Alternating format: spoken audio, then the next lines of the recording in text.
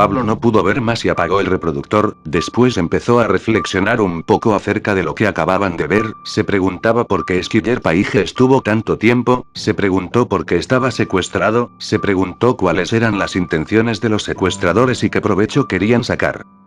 Aún así quería conocer la opinión de sus amigos. Ninguno hizo comentarios, unos simplemente se quedaron asombrados y otro rompió en lágrimas. Cabe a mencionar de que el que lloró, era familiar de alguien del equipo de producción de la serie de Clarence. Con todas estas desgracias prefirió abandonar su impactante investigación y continuar con su vida como la conocía. Todas las noches soñaba con Clarence, soñaba cómo se acercaba a él con una mirada siniestra, con deseos de asesinarlo a él y a los curiosos que vieron las cintas. A pesar de todas las advertencias que le había dado la gente desde la Deep Web hasta lo paranormal, Pablo las ignoró todas y ahí estuvo tanto el resultado, como consecuencia. La vida de Pablo fue mejorando conforme más se alejaba aquel terrible suceso en donde vio la cosa más horrible que ningún ser humano haya presenciado. Su vida tanto en el trabajo como socialmente, iba mejorando a un muy buen futuro, incluso, había olvidado por completo todo lo relacionado con su mala experiencia de hace unos años. Pero en su vida no todo fue un mar de rosas, puesto que un día en donde volvía de trabajar agarró la típica ruta hacia su casa, pero esta cuando él llegó, estaba convertida en fuego junto con sus padres, que para su mala fortuna vivían con él. Pablo inmediatamente salió de su coche pero ya era demasiado tarde, sus padres, su vida, sus cosas dejaron de existir, por desgracia aún más. Un día volvió a su casa hecha cenizas para darse cuenta de que lo único que se rescató fue la PC-con de los episodios no transmitidos de Clarence. Más tarde les pidió a todos sus amigos que se reunieran, obviamente los que anteriormente vieron los vídeos junto con Pablo.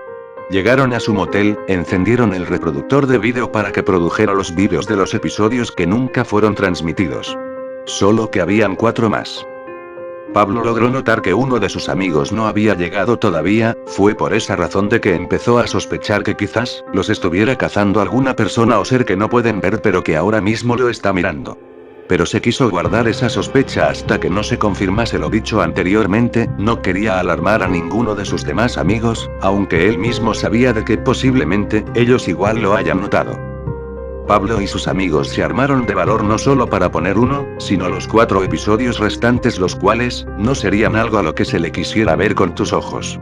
El episodio comenzó un poco distinto a los demás, no me refiero a la intro, sino a la manera de iniciar la primera escena, en donde, se muestra a un Clarence un poco más grande, solo que este individuo estaba triste, y obviamente estaba en el cementerio, en donde es muy claro que estaba mirando la tumba de Sumo.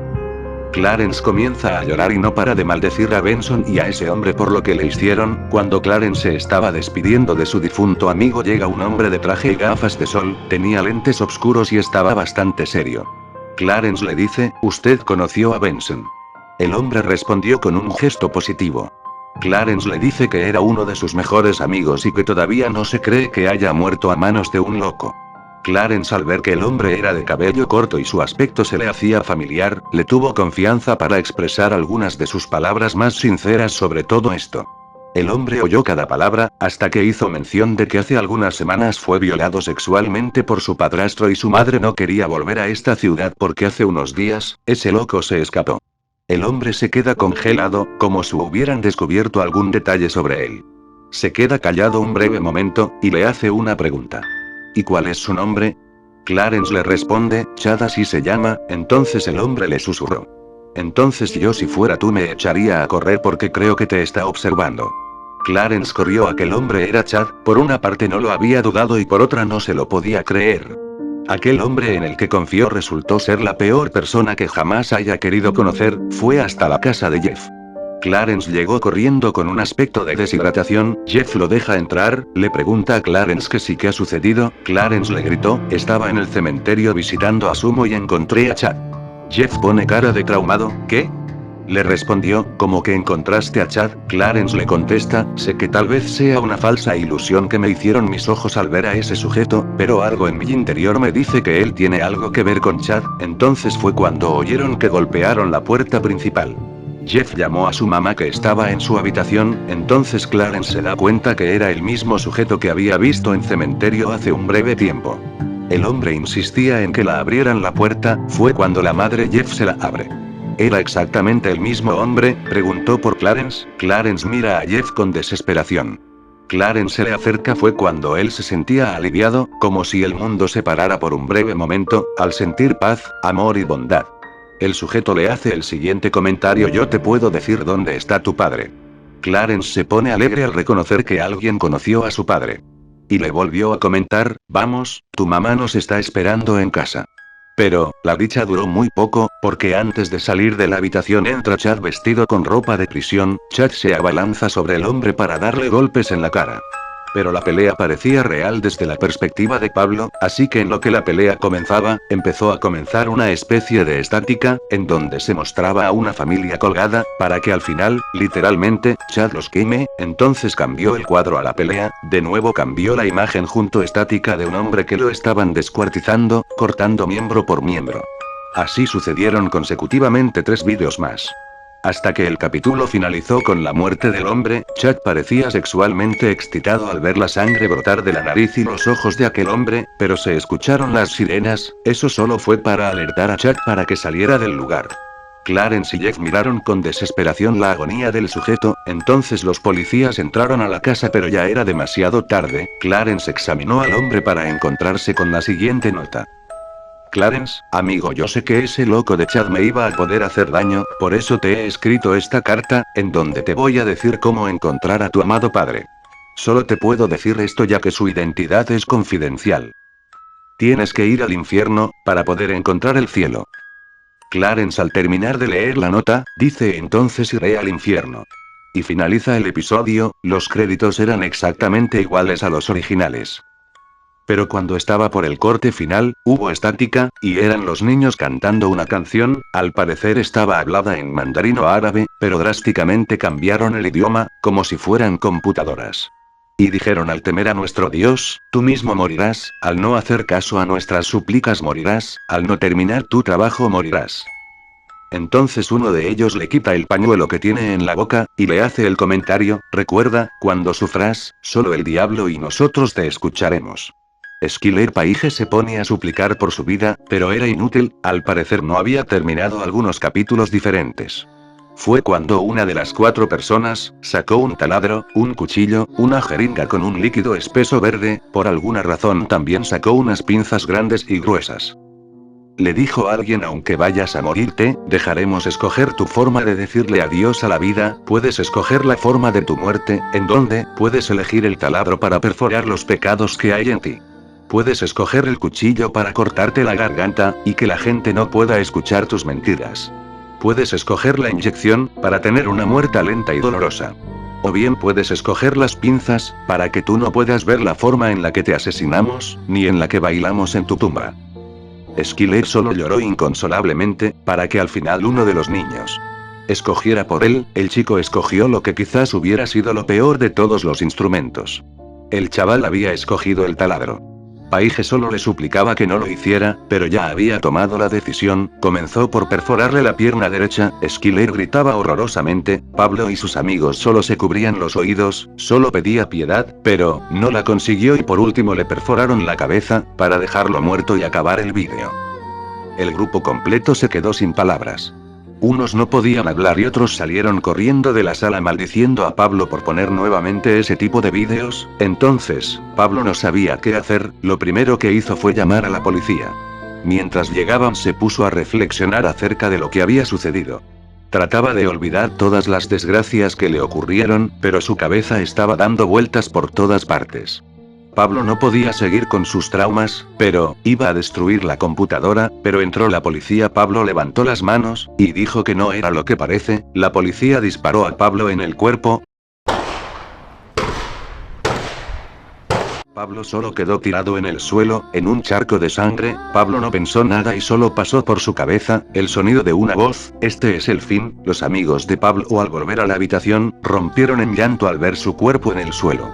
Pero Pablo solo salió una lágrima. Uno de los policías se le acercó y le susurró: espero que vayas al infierno, para que puedas gozar el cielo. Nunca debiste ver lo que viste. Los ojos de Pablo salieron de sus cuencas. Pablo gritó y dijo: amigos, perdónenme, sé que no debimos verlo, sé que no debimos escuchar, sé que no debí de ver la puta Deep Web. Lo lamento, lo pueden detener, solo tienen que liberarlo, tienen que liberarlo.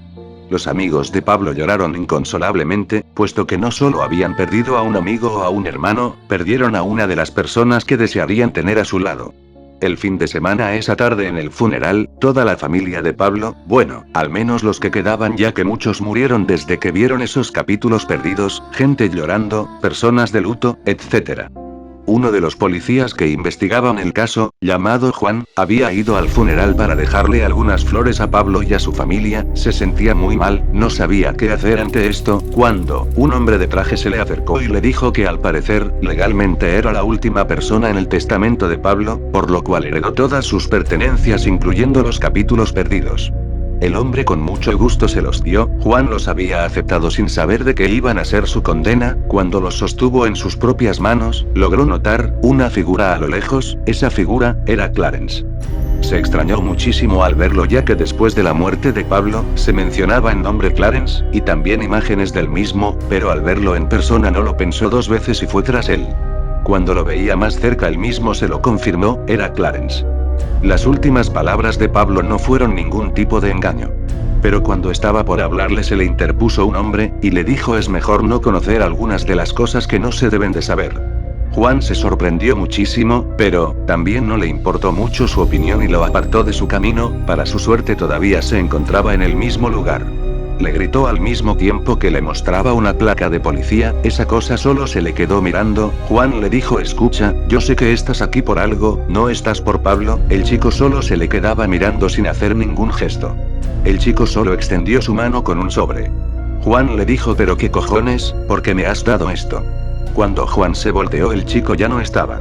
Abrió el sobre y lo que le decía lo iba a dejar congelado. Para conocer la verdad debes de ir al cielo, pero tienes que ir primero al infierno para después, gozar el cielo. Después de leer la nota se quedó mudo por un lapso de tiempo.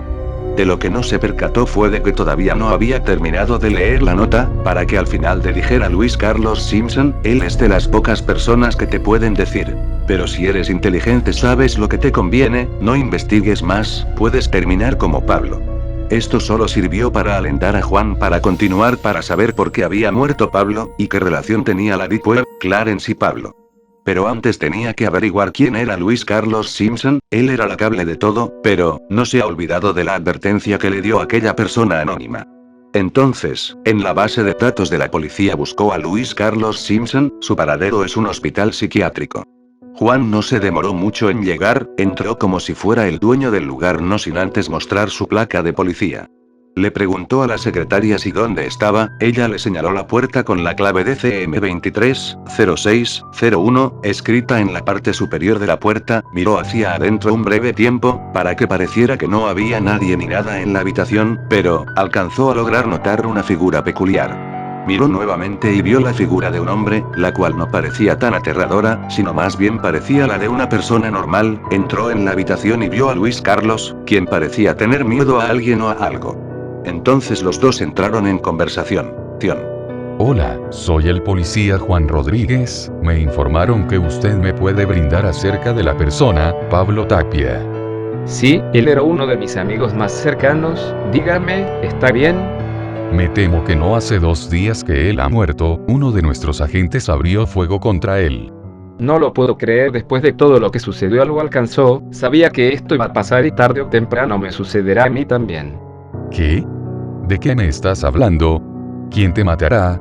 Ya es hora de que me cuentes todo. Está bien, todo comenzó hace algunos años, no recuerdo qué tantos pero no fue hace mucho, éramos un grupo de amigos, ya sabes que hacían reuniones, tomaban, jugaban videojuegos, etc. Hasta que un día Pablo nos habló acerca de un artículo prohibido por el gobierno, en donde se mostraban episodios que nunca se transmitieron en Cartoon Network. Pero el peor error que cometimos en nuestra miserable vida fue reproducirlos, fue algo horrible, pero optamos por nunca volver a ver uno, hasta que en un par de semanas Pablo se quejaba porque no podía borrar los archivos. Entró en desesperación que guardó su computador para nunca volver a encenderlo. No fue hasta que poco después de meterme en este hospital que recibí una llamada, en donde Pablo se oía muy desesperado, con miedo, para decirme que todos nosotros estamos condenados, y que moriremos en unos meses, y la ironía fue de que al parecer se cumplió. Como lo extraño, ojalá que estuviera a mi lado para decirle cómo prevenir esto. Acabas de decir prevenir. Entonces se puede prevenir que haya más muertos, ¿verdad? Así es, tienes que evitar que mate al menos a uno de los condenados. Si lo haces, esa cosa parará, pero tiene un alto precio, el precio es tu vida. Si detienes la cadena de asesinatos, tu vida será la que se llevarán. Lo haré, lo haré. Dime, ¿quién es el siguiente? Eso no te lo puedo decir, yo no sé el patrón. Y tú también morirás, ¿verdad? Sí, pero yo ya conocía mi destino, así que yo por mi parte no estoy tan mortificado, pero tú sí debes de estarlo. Juan, sí lo estoy, gracias. Recuerda, solo tú puedes detener esto. Lo sé. Cuando la conversación terminó, Juan salió del hospital con un solo propósito: detener no solo al mal, sino salvar a los condenados. Mientras caminaba por la calle se le detiene un auto de color negro, y le dice: «Usted es Juan Rodríguez, ¿verdad?». Juan responde con un gesto positivo. El hombre con gafas le responde: «Ah, entonces, esto es de parte de Clarence».